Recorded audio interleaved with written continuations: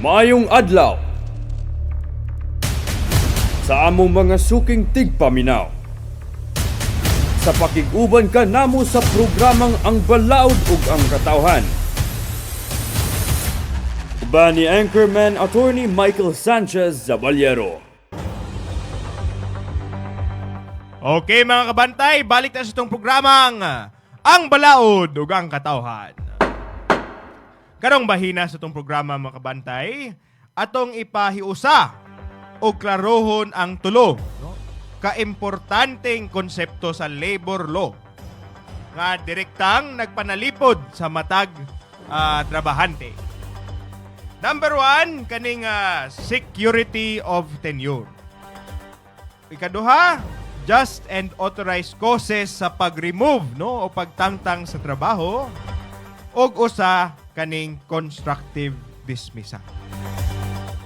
Kasagaran manggod mga kabantay dinhi magsugod, no, ang abuso og dinhi sad magsugod og magsugod ang pagtawag aning hustisya. Mga kabantay, sa pinaka-simple nga definition, no, ang security of tenure nagpasabot nga ang empleyado dili pwede basta-basta lang tanggalon sa trabaho. Dili pwede nga tangtangon kay nasuko ang boss. Kay nagreklamo sa sweldo. Kay gipulihan og mas barato. Kay trip lang kuno sa management. Sa balaod mga kabantay, ang pagtangtang pwede ra kung adunay hustong rason o saktong proseso. Kung wala, matawag ni siya illegal dismissal. Now, ang trabaho manggod, dili ni ingon pabor-pabor. No? Usa ni ka katungod, no? Nga gipanalipdan sa balaod. Atong basahon mga kabantay.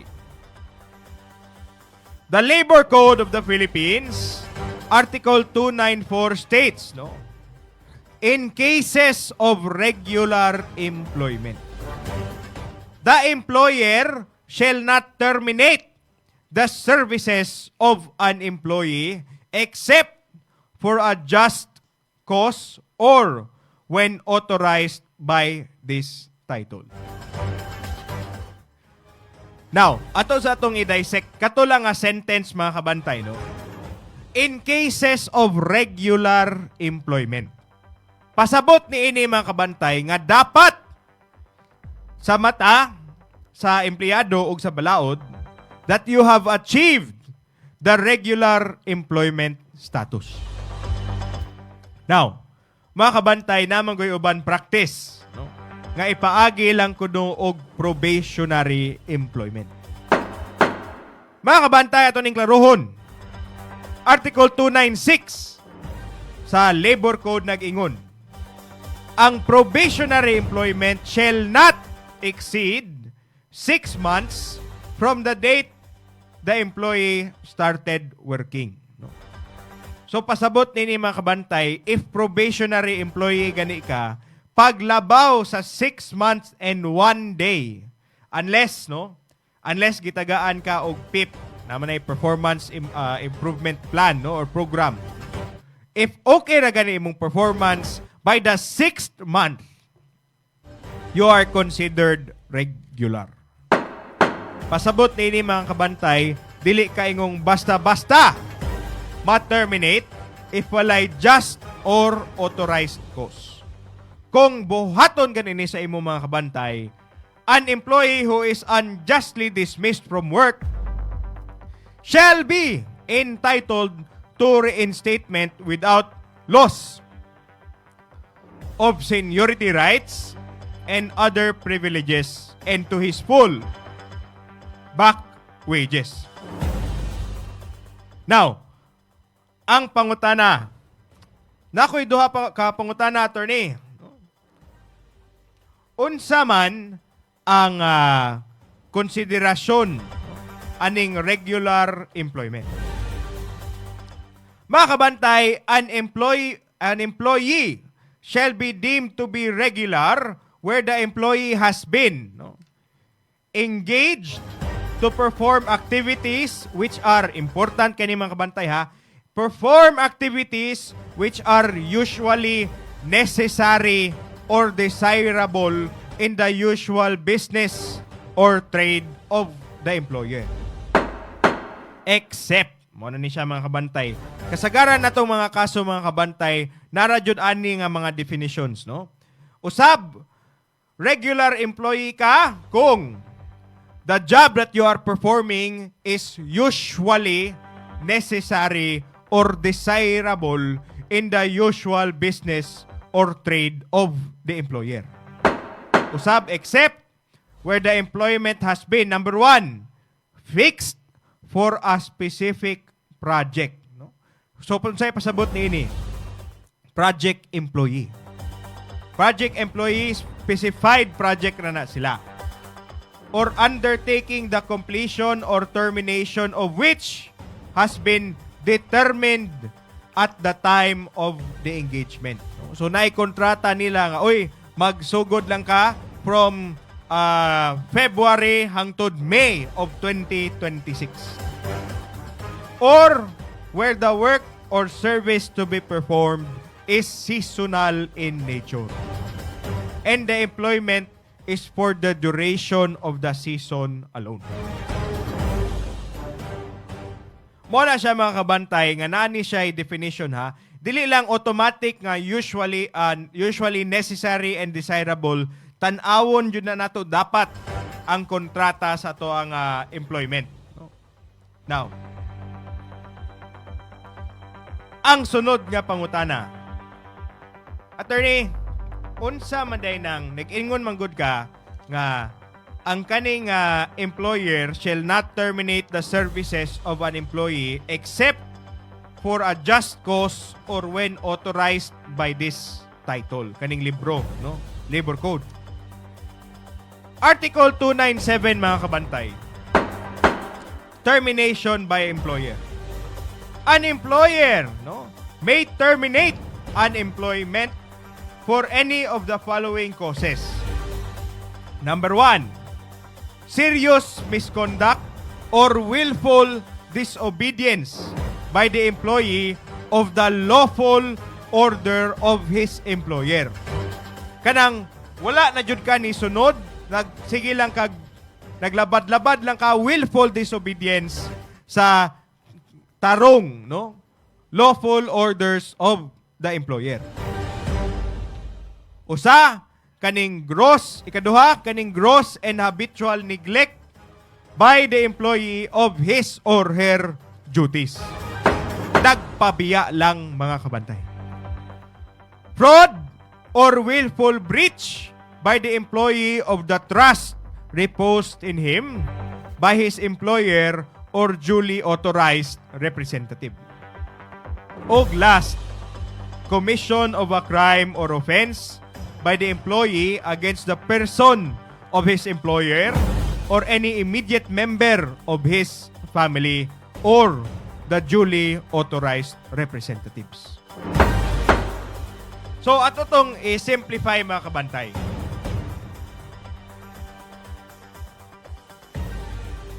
Grabing misconduct, tinuyo nga pagpasaway, panikas o paglapas sa pagsalig, krimen, no? Batok sa employer, sa iyang pamilya or mga duly authorized nga representative, and habitual negligence, no? Apan bisan sayop mga kabantay, required gihapon na, no? Kinumdum ta sa itong discussion nga naay substantive and procedural law, nasad na processes sa labor code, no? Sa substantive, na ba ni sila merit, no? Na ba ni grounds ang ilahang dismiss, no? As just cause, na. Pero they also have to comply with the process, mga kabantay. Kihinanglan gihapon og written notice. Kinanglan gihapon og opportunity to respond, no? Hearing or chance to reply. Kinanglan gihapon og due process, mga kabantay. kung kuwang gianin ni mga kabantay, bisag sakto ang authorized, ang just cause mga kabantay, naagi hapon ni damages. No? Stricto atong balaod ani mga kabantay ha, labi na sa itong mga kabantay nga HR practitioners. Just cause plus the proper process mga kabantay. Ikaduha. Basta ako na itong balikon mga kabantay ha. Dapat na ay cause o na ay process. Silang duha dapat magkuyog. Kung masipyat gani ng usa, damages, no, na claims ang kaning empleyado. Now, authorized causes mga kabantay. Basahon na to. Article 298 of the Labor Code. Closure of establishment and reduction of personnel as authorized cause. The employer may also terminate the employment of any employee, number one, due to, number one, installation of labor-saving devices. Pasabot nini mga kabantay na i-install ang kaning employer og mga makina, no, that will save the amount of labor sa kanilang kumbaga production line or manufacturing line. No? Ikaduha, redundancy. Kaning redundancy mga kabantay, angay sa tinatong bantayan, no? Because of the evolving ato lang siguro ng hisgutan. Because of the evolving nature aning AI, no? Kaning ChatGPT nga ngilngig kayo. Makita nato sa to ang Facebook, ang mga naong na lang puros drawing, puros ChatGPT. Kuyaw sad, no? But going back mga kabantay, ChatGPT or AI makes the job very easy. What does this mean? It means nga mas sayon na lang ang pagbuhat sa trabaho, which means mas gamay na lang ang tao nga kinanglan sa pagbuhat aning trabaho.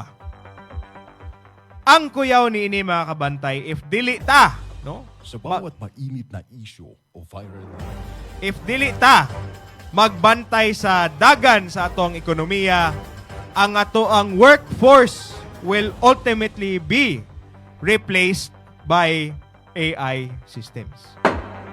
Kuyaw kay ni mga kabantay, kay kung atong hunanaon, atong tanawon ang atoang ekonomiya, atong state, no, of our workforce, kasagaran nato, no?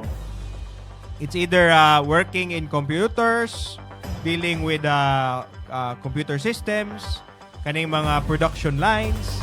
If we don't update, no? If we don't provide opportunities for our employees, no, to excel, or opportunities to our employees to upscale, no? Ang may tabo nini mga kabantay, maigo ang ato ang nasud kay there will be a reduction sa necessity of the workforce. Magkagamay ang trabaho nga available para sa katawhan. That's why we have to urge, no? If ako makapanawagan lang gyud ko sa to ang mga leaders, we need to have a plan. We need to urge our leaders to make businesses, no, to provide opportunities for para sa katawhan, para nasa sila yung negosyo nga ilaha, para dili ta maapektaran, no, as a nation. Balik ko na to. Installation of labor-saving device, redundancy, and retrenchment to prevent losses or the closing or cessation of operation of the establishment or undertaking unless the closing is for the purpose of circumventing the provisions of this title. Mga kabantay, unsay pasabot ini. Natay usa ka portion ani nga retrenchment to prevent losses. Kung panalitan ang kumpanya, no, is faced with a decision whether to retain the employees or save the business and requires them to choose the decision that will save the business and has to remove employees, this is considered an authorized cause, mga kabantay. provided lang, nani, mo na sa ni mga kabantay ha, the procedural aspects, no? A written notice to the workers and, no, duha ni kabuk, and the Department of Labor at least 1 month, no, before the intended date of the termination. No? Para lang sad siguro sa dugang kasayuran, no, sa to mga laborers, ako lang ning basahon. In cases of termination due to the installation of labor-saving devices or redundancy, katotong example sa AI mga kabantay. The worker affected shall thereby be entitled, no, to a separation pay equivalent to at least 1 month pay or at least 1 month pay for every year of service, whichever is higher, sa kaning installation of labor-saving device or redundancy. Now, attorney, kung panalitan, katong example nimo ganina nga gitawag nga just causes, am I still entitled, no, aning separation pay? Mga kabantay, kung you are terminated under a just cause, no, pasabot ni ana mga kabantay, wala kay separation benefit. Ato nang klarohon ha, unless nana sinyo ang company policy. But as for the rules, wa jud siya giingon nga i-mandate ang separation pay kay nganuman liman kag imong giinsulto ang imuhang employer, imo pang gihulga og kriminal nga offense, unya imo pang tagaan og separation pay, murag lisod na sad mga kabantay, no. Naa sad tay responsibilidad sa ato ang trabaho, sa ato ang pagkatrabahante. But again, in cases involving labor-saving device or redundancy, na ay 1 month or 1 month pay for every year of service. Now, kani mga kabantay, in cases of retrenchment to prevent losses and in cases of closures or cessations of operations not due, usab ha, ato ni i-classify mga kabantay, that kaning closure or cessation of operations that are not, usab, dili tungod sa serious business losses or financial reverses, shall have a separation pay of 1 month pay or at least 1/2 of a month's pay for every year of service, whichever is higher. Nganong gi-emphasize man nako ang kaning not due to serious business losses. Kay mga kabantay, if the closure was done because of serious business losses, then there is no need to pay for separation pay. Mo ni ang dapat usahay no ma-misconstrue, but according nani sa itong balaod ha, Article 298, ang entitlement sa separation pay shall only be if it is closed to prevent losses or closed operations that is not due to serious business losses or financial reverses.